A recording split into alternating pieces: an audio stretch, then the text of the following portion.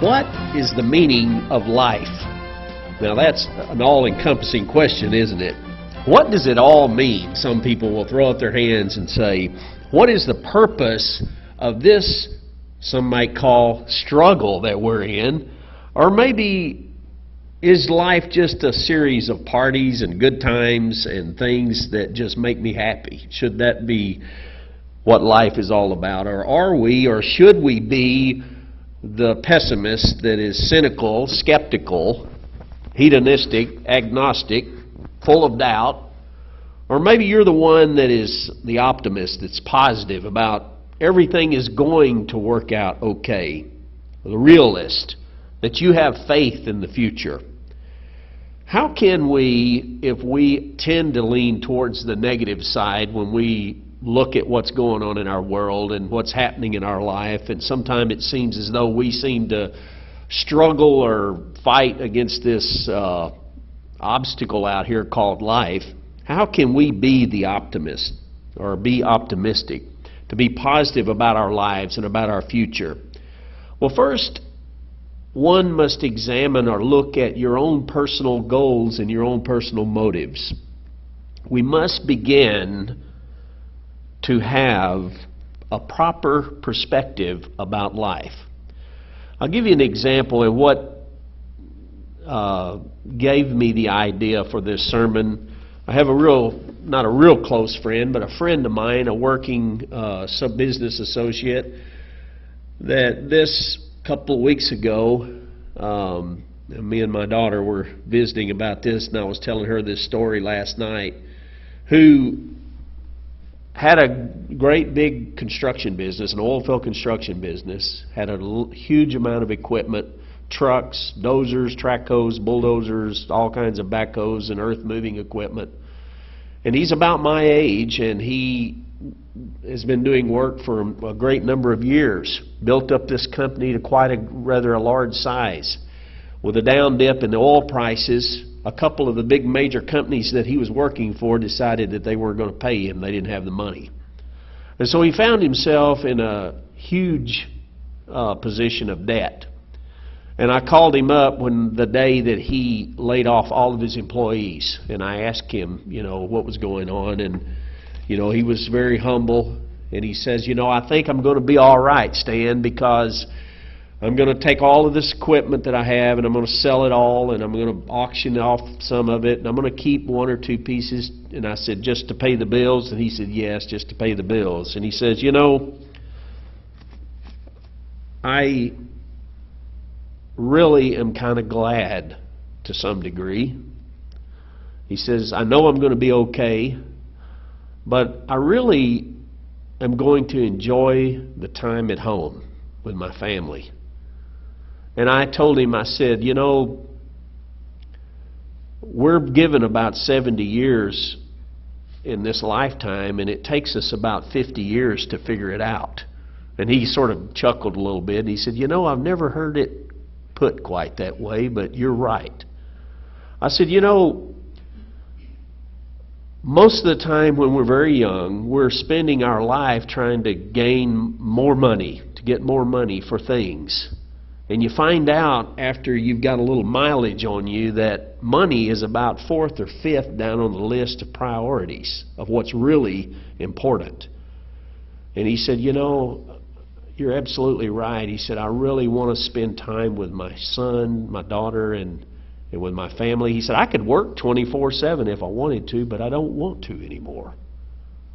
And so I hope that he left that conversation with a little bit of hope and a little perspective. And so I wanted to share that story with you, and also look into the Word of God and see what it says about our perspective and the perspective that we should have when we are living this life that we have, our 70, as it's called. And as I said, we must begin to have proper perspective. What are our goals, and what is on our wish list? What do we want to obtain in this life?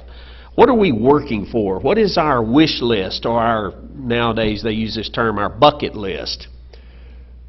Does what we do have any merit or meaning, or are we just spinning our wheels in this life that seems to be so futile? Well, it's interesting that I use that term futile, because there was a man in the Bible that used that very term, or a similar term, in Ecclesiastes. If you'll turn there with me in Ecclesiastes, the 1st chapter, the title of this book is called Ecclesiastes, which means it really means to speak to the congregation, or to the assembly, or to the crowd. The author of this book, however, is not even mentioned in it nowhere. A lot of the people, the scholars, believe that this was written by Solomon because, and I believe that it was too, because of some of the internal evidence in the book. But he begins in verse 1, the word of the preacher, the son of David, and who else could that be mentioning? King in Jerusalem. Vanity of vanities, says the preacher, vanity of vanities, all is vanity. Some have taken that to be a pessimistic outlook on life, that, well, just hang it all. What's the point? If everything is vanity, then why should I even try? Why should I even be out here toiling? Well, the term there, vanity, really means futility. Futility of futilities is what he is saying. And that word means empty, transitory, fleeting, or vain. So he is looking at things that are futile in this life here. All the things that we do when we toil, we labor, the exercise of the endless stream of struggles, the battles that we face against what seems to be a determined foe, the nightmarish wrestling that we have sometimes with life. Got up this morning and told my wife I had an awful nightmare last night. You know, one of those where you just fight and struggle against something and you never win. You just are at a constant battle against some foe that you seem unable to put an end to. It seemed like a struggle. That's the way it is in life sometime. And he asked the question, what profit hath a man of all of his labor which he's taken under the sun? And that's the question I pose here today. One generation passes away and another generation comes, but the earth abides forever. It's just gone on forever and ever. And that's where most of the intelligentsia of our world has concluded, that this all is just one big mass that has evolved, and life has been, it just keeps going and evolving into a new direction. Time goes on. It says, he goes on to say, the sun also arises and the sun goes down and hastes to his place where it arose. And I think about all the wasted days that we have in our lifetime, where we completely wasted away a whole day. Have you ever looked up at the clock and it's 6 o'clock and you think, I have literally sat here and wasted a whole day? You know, flashing through my mind are pictures of old pictures of family reunions. You know, where I look at those pictures and I see all those young faces of all my cousins and aunts and uncles. My mom was still alive and healthy. And, you know, time does go on, doesn't it? It moves forward, doesn't it? Even though sometimes you want to reach out and grab a hold to the earth and stop it from spinning, life tends to go forward even though you don't want it to sometimes. And the kids do grow up. And the kids do have problems. And your friends have problems. We have, I was telling Mark right before services here, some dear friends of ours, their son had a terrible automobile accident this week, and he lost control of his vehicle and hit a tree. And he's in ICU over in Longview right now. We'll probably go see him right after services here. About 32 staples in his head where he's suffered and in a comatose state right now. My thoughts are with the family, and I pray that you would pray for that family and for their son. Their dear son's about the same age as my son. What's important in their life right now? You think getting more money is their priority right now?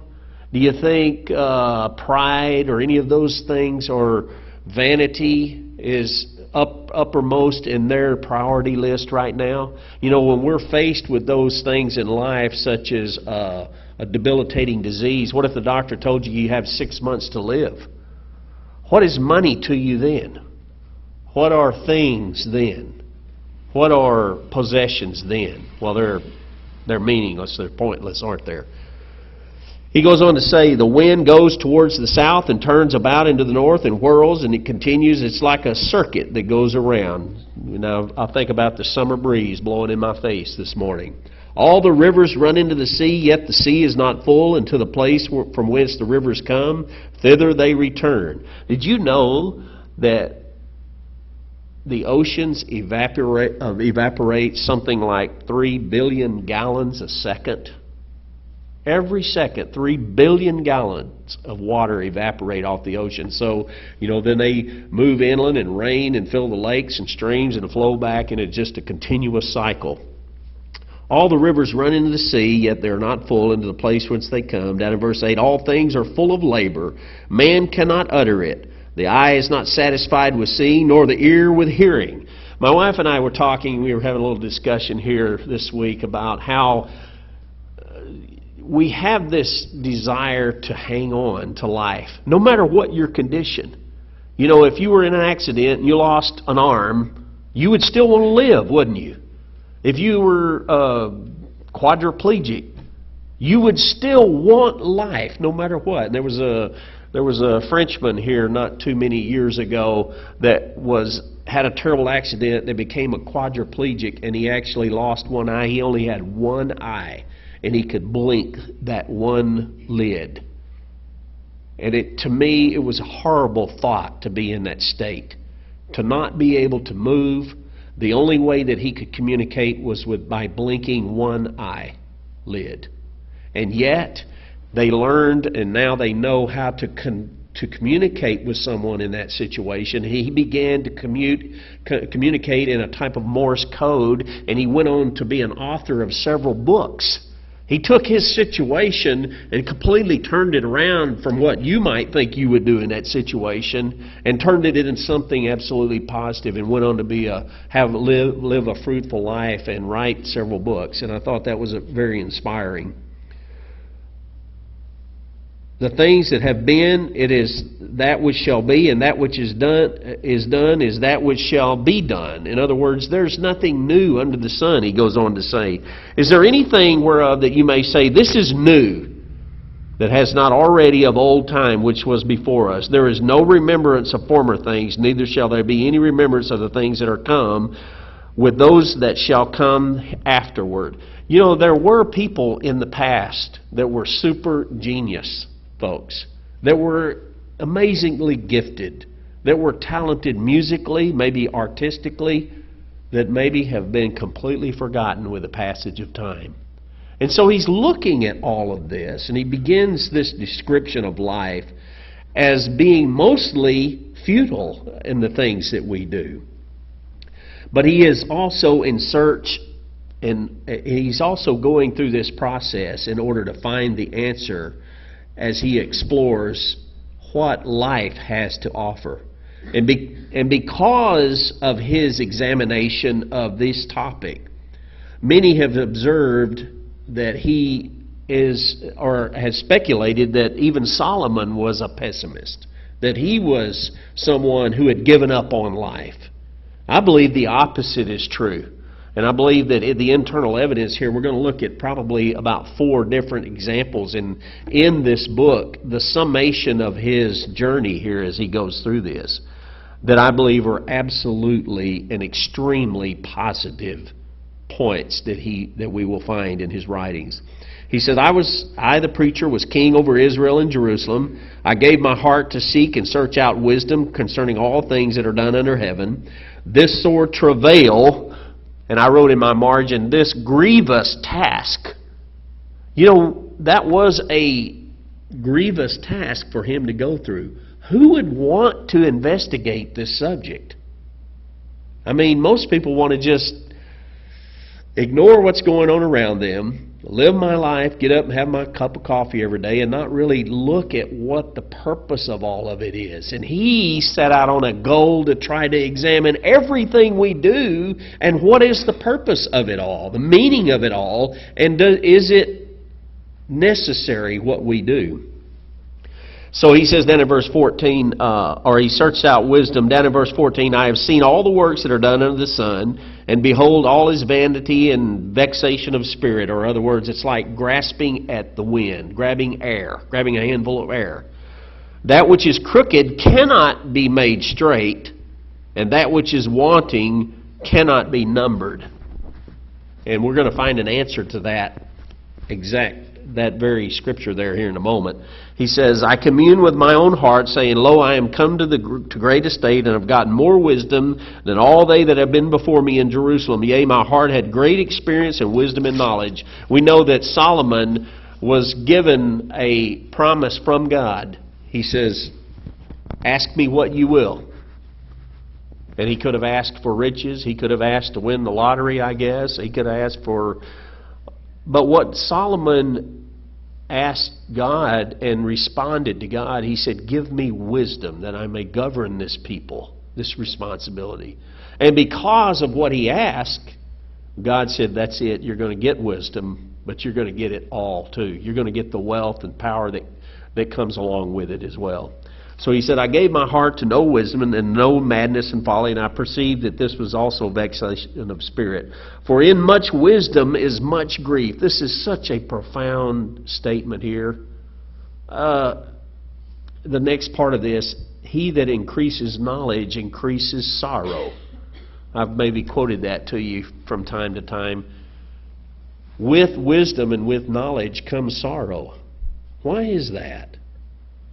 Most people are completely oblivious to what's going around in the world. But the more you learn about what's happening in our world, the more you learn about God's Word and the results of the actions of people and what the results of sin, you realize that we're on a collision course. And that's not something to be all that happy about, is it? It's not. And with that knowledge comes sorrow, as he said. And I suppose Solomon was the greatest of all of that because of the wisdom that he had. In chapter 2, he begins to examine all of the things in his life. And I'll try to peruse these as quickly as I can. He said, I said in my heart, go to now, and I will prove thee with mirth, or with gladness. And I will try to enjoy pleasure, and behold, this is vanity. Then he says, I want to look at laughter. I'm going to get all the comedians gathered up and see if laughter is the answer to life. And it is mad and of mirth. And what is it? And then in verse 3 he said, I sought in my heart to give myself to wine, yet acquainted my heart with wisdom, and lay hold of folly, till I might see what was that good for the sons of men, that they should do under heaven all the days of their life. So he tried all of those things to see if that was the true meaning of life, if that was what would bring him fulfillment in his life.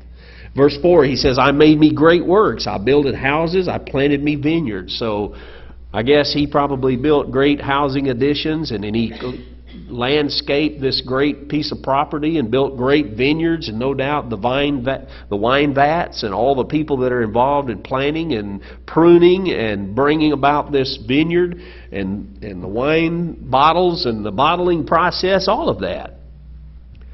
He says, I made me gardens of orchards, and I planted trees of them of all kinds of fruit. And I suppose he imported all kinds of fruit trees from around the region. Pecans, olives, apples, pears, fig, plum bushes, pomegranates, peach trees. Orchards of all kind. He said, I made me pools of water to water therewith the wood that brings forth trees. I thought about all the irrigation. And he probably created aqueducts like you might see over in Rome. The Trevi fountains that we saw, where these aqueducts used to come from miles around to bring water into the city, and they would erupt into this fountain right there in the middle of the square or the circle there in Rome. And I'm sure that this was very similar to the fountains that he had created in the streams and the irrigation systems for all of these vineyards. He said, I got me servants and maidens, and had servants born in my own house, and also had great possessions of great and small, cattle above all that were in Jerusalem before me. So I guess Texas didn't have anything on him. You know, do you know how many cows there are in the world? Cattle? There is almost 1 billion cattle in the world.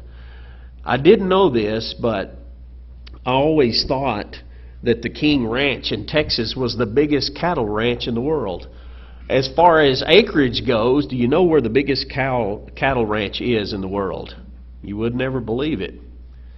It's Anna Creek Station, which is in Australia, and there's over 6 million acres down there. However, they don't have the largest number of cattle, though. Guess what country possesses the most cattle in the world? You would think it would be Texas or the United States. Well, you'd be wrong. It's India, where they don't slaughter cows. They worship cows. Can you believe that? They have over 32% of the cattle in the world. United States and Australia and in these other countries like China and North Korea are down like 10% of the cattle of the world. But it's just an interesting point in passing there. So he had this great cattle ranch. He was a cowboy, I guess. He said, I gathered silver and gold and peculiar treasures and of kings and of the provinces, and I got me singers. So he had these entertainers and women singers and the delights of the Son of Men and musical instruments. I believe that he got that interest from his own dad, who David was a musician, wrote many, many songs, and even built certain musical instruments. And I guess Solomon picked that interest up of all sorts. So I was great. He had the greatest fame in all the land, and increased more than all that were before me in Jerusalem. Also my wisdom remained with me. And whatsoever my eyes desired, I kept not from them. I withheld not my heart from any joy, for my heart rejoiced in all my labor, and this was my portion in all my labor. Then I looked on all the works that my hands had wrought. Now how long did this take him? What we just read here. He didn't just do that in a weekend. He didn't build vineyards in a weekend. This was years that he took to build these orchards and to raise all of these cattle, generations of cattle, and culling them and having the little heifers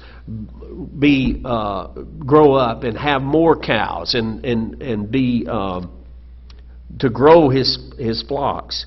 And probably were sheep and all other types of flock.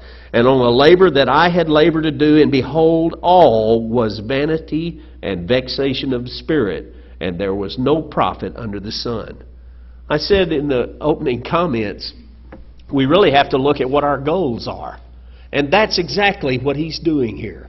He's looking at everything that he had ever accomplished in his life, and he realized most of what he had done was empty, was vanity. And that is a profound thought from the wisest person that we know of in the Bible. Tells us that all of what most of our life is busily doing is a waste of time, or is folly, it's vanity. So what do we do about that? What do we do about that?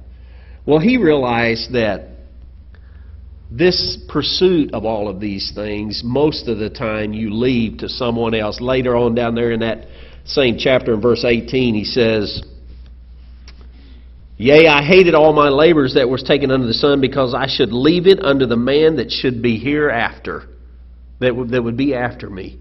You know, they say that if someone is a multi-billionaire or millionaire, if he leaves it to his children about the third generation, if they're completely unproductive, it'll all be gone by the third generation.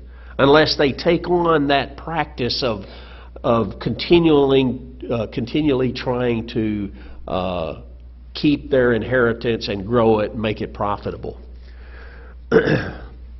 Let's skip on down now. I want to get down to verse 24. He says, this is one of the very first lessons that we gather from this book here. He says, there is nothing better for a man that he should eat and drink, and that he should make his soul enjoy good in his labor. This also I saw, that it was from the hand of God. I wrote in my margin, a gift of God, from God. And to me, this is one of the very first lessons that Solomon introduces here in this book, is that God is good. God gives us a great many blessings. And we need to recognize those blessings that He's given us. In chapter 3, he says there is a time and a place for everything. And I'd like to read some of this. This is so poetic here. He said, to everything there is a season and a time to every purpose under heaven. A time to be born. We found out today or this week that we're going to have a new addition here in our congregation in Tyler. Little Sonia is pregnant. And Michael and Melody just had a little baby here. We decided we're going to grow our congregation by births. That's okay with me. We'll take every one we can get. There are 360,000 births every day. Did you know that? That's one every 4 seconds. But right immediately following that, he says, there's a time to die. Believe it or not, there are 151,000 deaths every day. That's 2 per second. So we're having births twice as fast as we're dying, and that's why the population of the earth has grown to over 7 billion now. Aren't you glad it's not the other direction? That we're dying faster than we're having births, than we're just reducing in population. There is a time to die. I joked about the fact that I've gotten to know the funeral director over in Gladewater almost on a person-to-person basis, a personal, name basis. That's not really anything that I'm happy about. But out of all of my friends and all of my relatives and all the people in the Church of God that have had their funerals there, it's like I know that place is almost as well as my own home. And I hate that. But there is a time to die. A time to plant, a time to pluck up that which is planted, a time to kill. I wrote in my margin, what does that mean? Well, there's a time to go hunting when you have to kill for food. There's a time to drive off the evil wolves and, shoot them to keep them away from your flocks. But there is a time for self-defense and war when you got to protect what's yours and what your freedoms are in your country. A time to heal, a time to break down, a time to build up. And my mind goes back to Jeremiah, what it said in Jeremiah. God said, I'm giving you a job to tear down and to pluck up and to plant and build at another place. A time to weep, a time to laugh, a time to mourn, and a time to dance. All of those have their proper place. A time to cast away stones, a time to gather stones together, a time to embrace, and a time to refrain from embracing. You see a young couple and they're all wrapped up in each other. You can't get them apart. You can't see any daylight between them, And they're at every function. They're holding hands and they're, locking lips and they're just together, and it's hard to get them apart. But as we get older, we realize that there is a place and a time for everything, isn't it? He says a time to get, and that's, I guess Solomon was from Texas, a time to get. And a time to lose, a time to keep, and a time to cast away. And everybody's had a yard sale, haven't they? There's a time when all that junk that we have doesn't mean so much anymore. It was so important when we bought it, and now we're willing to give it away for about 1/10 of what it was purchased for at a garage sale or yard sale. A time to rent, a time to sow, a time to keep silent. Now that's one that I really need to apply to my life. But there is a time to speak, too. Sometime there's a time to speak up. A time to love, a time to hate, a time of war, and a time of peace. Of course, he is looking at all of these things along your journey that we have in our life and all of the things that we encounter. And that is he's looking at every aspect of our journey here in this life. And he asked the question down in verse 9, what profit hath he that works in that wherein he labors? Verse 10, I have seen the travail which God has given to the sons of men to be exercised in it. He hath made everything beautiful in His time. Talking about God. And here, to me, I believe is the second lesson that Solomon is giving us here. Also, He has set the world in their heart so that no man can find out the work that God makes from the beginning to the end. We don't have it all figured out. Like Paul said, we look through a glass darkly, but then face to face. We don't understand what God's plan is. We don't understand all of what God's plan is. He said, your on this earth, I'm up in heaven. There is a difference between us. Your thoughts are not my thoughts, and your ways are not my ways. My ways are higher than your ways. And I believe that the second point that Solomon is trying to make is that God has a master plan that He's working out here below. And even though we encounter all of these things in our life, we have to realize that God does have a wonderful plan that He's working out here below.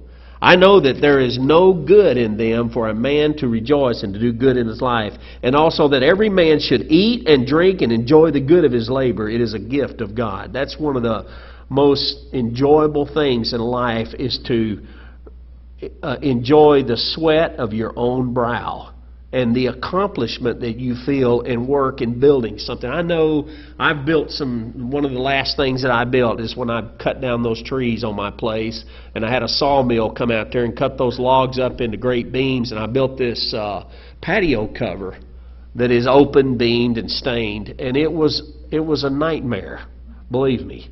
But I did it, and when I got through, it just gave me the greatest sense of satisfaction. You know, the accomplishment. I could have paid somebody to come build it, but it wouldn't have been the same as me doing it. I got this great sense of pride about my own work and how hard it was to overcome. And that just gave me a great feeling. And I think that's what Solomon is trying to tell us here about our own work and our own labor, whether it be a flower garden or building a birdhouse or working, doing something in your yard or something at work. I believe all of those can bring us a great sense of accomplishment. I know that whatsoever God does, it shall be forever. Nothing can be put to it, nor anything taken from it. And God does it that men should fear before Him. And of course, He's alluding to the very end of this book here, which we'll get to here in a moment. In verse 16, and moreover I saw the sun, the place of judgment, that wicked was there, and the place of righteousness, that iniquity was there. Here in verse 16, as I said, along your journey, you may encounter wickedness. There is a time, though, when God is going to judge the wicked, and Solomon wanted us to know that.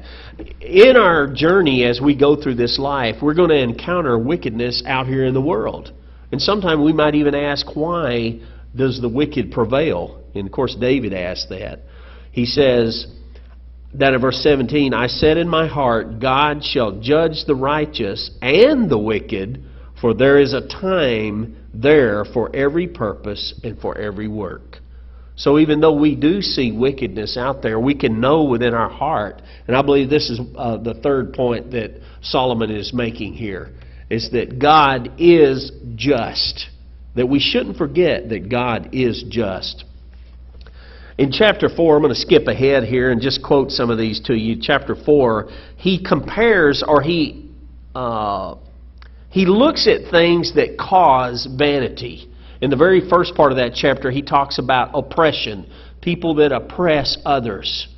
That is one of the things that is a vain characteristic of human beings. And down in verse 4, he talks about envy, somebody who is envious of what another person has, or covetousness, or idleness. Down in verse 5, the fool folds his hands together and eats his own flesh.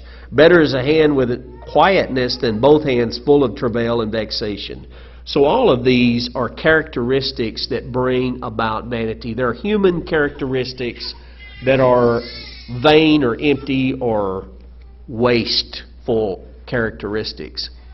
In chapter 5, he looks at religious exercise, vain religious exercise. He says, keep your foot when you go to the house of God, and be more ready to hear than to give the sacrifice of fools. For they consider not that they do evil. And of course, this is speaking of going through the religious rigmarole, going through the religious exercises, but not really having a change of heart. Be not rash with your mouth, and let not your heart be hasty to utter anything before God.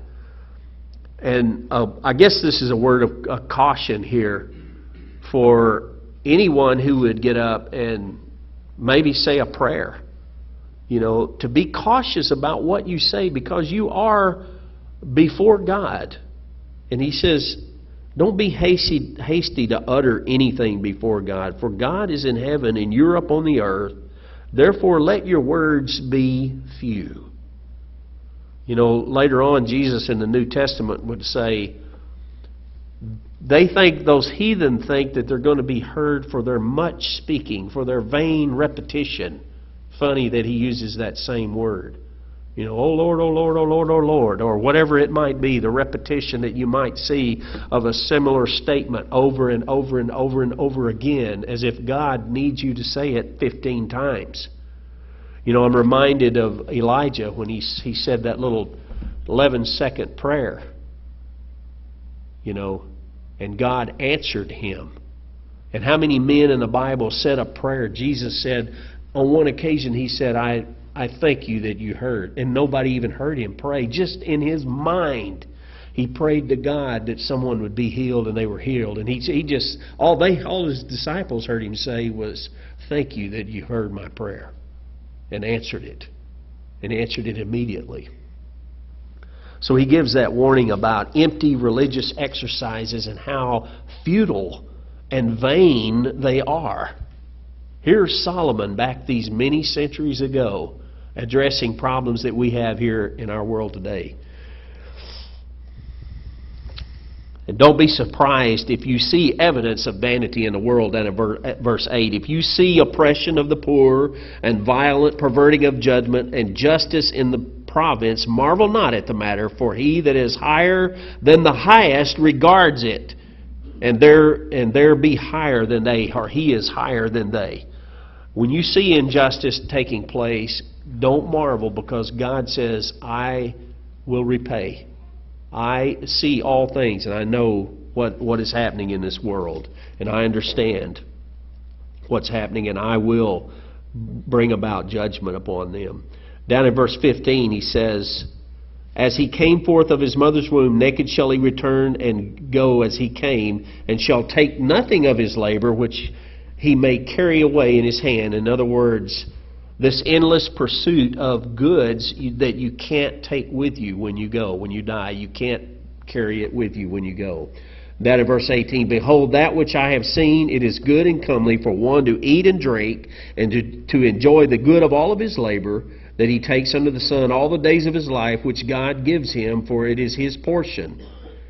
Every man also to whom God hath given riches and wealth, and hath given him power to eat thereof, and take his portion, and to rejoice in his labor, that is a gift of God. And I gather from this that sometimes God gives people great wealth. And sometimes He gives people maybe not so great wealth. But I gather from this that we're to be content with what God gives us. What we have, God has given us, we're to be content with. And then he goes into chapter 6 here, which is a lesson in riches and what the vanity that happens because of riches. And I won't read this whole chapter here, but you know, Jesus addressed that on many occasions. He warned about the pursuit of wealth, or the pursuit of riches. Not that money, there's anything wrong with money. Abraham was one of the richest people in his day, and so was Solomon here. One of the wealthiest, probably the wealthiest person on the earth at this time.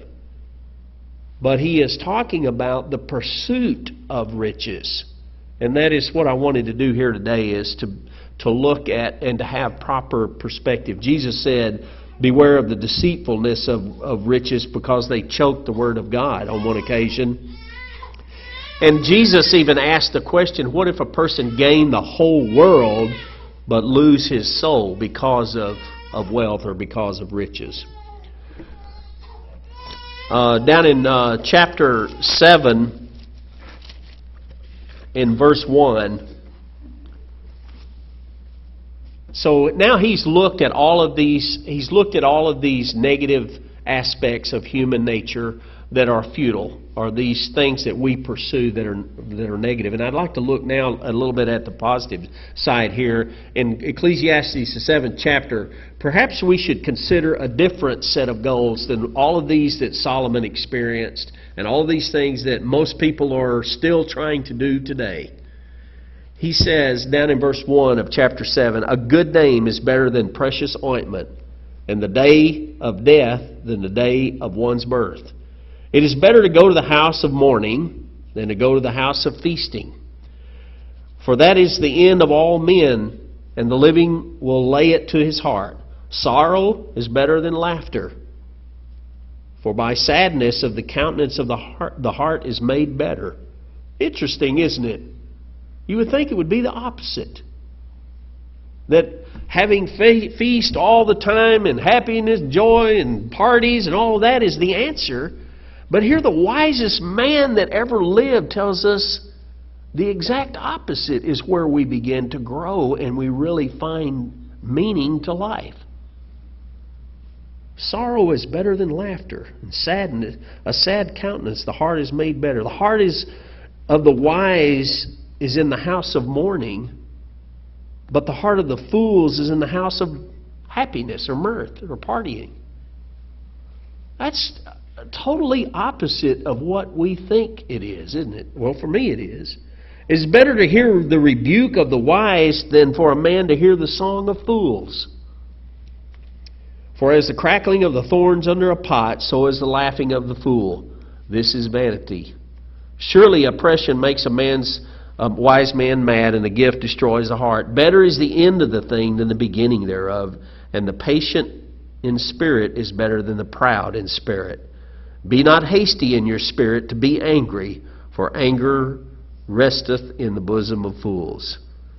In verse 13, "Consider the work of God, for who can make that straight which He has made crooked?" And I told you we would answer that. In the very first chapter there, he asked the question, how can you make something straight that's crooked? And here he says, "Consider the work of God, for who can make straight which He hath made crooked?" Maybe He planned it that way. Maybe He drew out part of your life for you to experience some of these things that you have. In chapter 8, I'll try to get through this, you're going to find that there are inequalities in life. Down in verse 6, he said, "Because to every purpose there is time and judgment, therefore the misery of man is great upon him. For he knows not that which shall be, for who can tell him when it shall be?" We can't know the future. But verse 8, it says, "There is no man that has power over the wind to retain the wind," as that really should be rendered. "Neither has he power in the day of his death, and there is no discharge in that war, neither shall wickedness deliver those that are in it." Down to verse 10, And so I saw the wicked buried, who had come and gone from the palace of the holy, and they were forgotten in the city where they had so done. This also is vanity." In other words, he found out and he discovered that there were wicked people who come and go every day in life. And it almost appears as though God is rewarding them, the wicked. And they're somehow getting away with it. They're getting away with all the evil that's going on out there.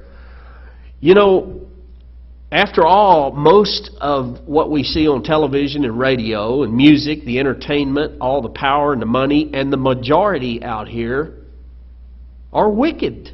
And it seems as though they're winning. And he's trying to make the point down in verse 11, "Because sentence against an evil work is not executed speedily." And I often wonder, have you ever wondered this? Someone makes a blasphemous statement or takes God's name in vain, and you sort of step away because you're waiting for lightning to strike this person. Or you wonder why God doesn't rain down fire from heaven on a nation that has absolutely thumbed their nose at God and rejected everything, that principle that He's tried to give us. That judgment is not executed speedily. And because of that, therefore the heart of the sons of men is fully set in them to do evil. Though a sinner do evil 100 times, and his day be prolonged, Yet surely I know that it shall be well with them that fear God, which fear before Him. But it shall not be well with the wicked, neither shall he prolong his days. He's reassuring us that we are on the right course, that wickedness is not going to prevail, even though it looks like it is for a time. God is going to bring judgment upon the wicked of this world, every last one of them, and the intents of their heart, which are as the shadow, because he fears not before God. I want to skip ahead here now to chapter 9 and verse 1. I'll just read one scripture here. For all this I considered in my heart, even to declare all this, that the righteous and the wise and their works are in the hand of God. When you do what is righteous, you're in God's hands. Like the commercial said, you're in good hands. You're in the best hands. And he goes on to say, to continue with your hard work and your labor, the labor of your hand. Down in verse 7, go your way, eat your bread with joy, and drink your wine with a merry heart, for God now accepts your works. Now you're on the right path. All of that other stuff is vanity and vexation of spirit. But when you get on this path, you're doing works that are acceptable to God. Let your garment be always white. Does that mean go wash your clothes in Clorox every week? No, that means that you're to be clean and live a righteous and clean life. And let your head lack no ointment. Live joyfully with a wife whom you love all the days of your life, of your vanity, which he hath given thee under the sun, all the days of your vanity, for that is your portion in this life, and in thy labor which you take under the sun. Notice verse 10. Whatsoever your hand finds to do, do it with all your might, for there is no work, nor device, nor knowledge, nor wisdom in the grave where you go. And of course, Solomon on a number of occasions here in this book of Ecclesiastes, we skipped over some of these examples where he says, they all go to one place. The rich, the poor, the wealthy, it doesn't matter. Everybody is headed to one spot. The grave. So live your life and live every day as if it were your last, because you only have one life. And he says, I returned and saw under the sun that the race is not to the swift, nor the battle to the strong, neither yet bread to the wise, nor yet riches to men of understanding, nor yet favor to men of skill, but time and chance happens to them all. We live a life sometimes we don't completely understand, but he explains here that time and chance happens to us all. The wealthy may be wealthy just because they happen to be at the right spot at the right time. In chapter 11, he enjoins us to be giving and to be charitable to others, and I'll close with chapter 12. Chapter 12, he says, remember now your Creator in the days of your youth, while the evil days come not, nor the years draw nigh, when you shall say, I have no pleasure in them. He's saying here, while you're young, live life till its fullest, because there's going to come a time when you're going to grow old and you're going to be very close to the grave or the time of your departure. He says, while the sun or the light or the moon or the stars be not darkened, or the clouds returned after the rain. In other words, while you still have this great vitality and this joy and this ability physically in your life, enjoy it. Drink it in before you get old.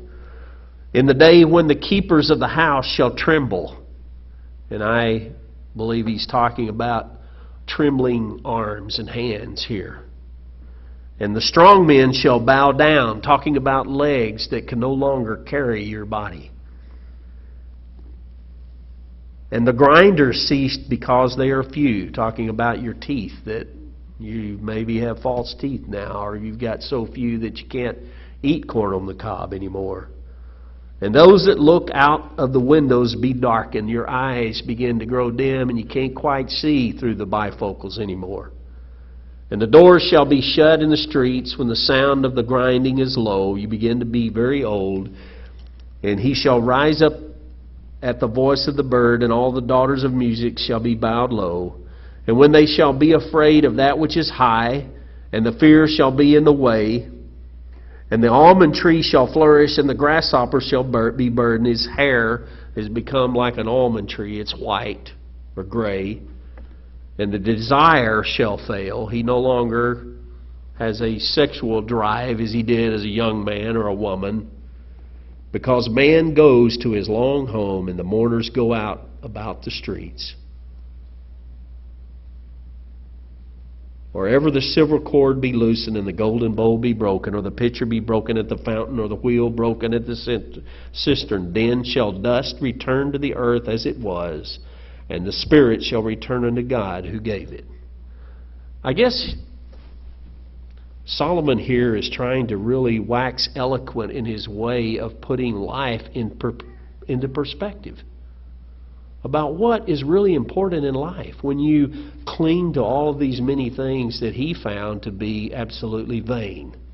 And what's really important, down in verse 13, he comes to the conclusion here. He says, let us hear the conclusion of the whole matter. And this is the fourth point that I wanted to make here. Fear God and keep His commandments, for this is the whole duty of man. For God shall bring every work into judgment with every secret thing, whether it's good or whether it be evil. Life is a fantastic journey. I think Solomon is telling us here to drink it in, to live life to the fullest, to savor every moment, because life is precious. But keep life in check. Have some perspective.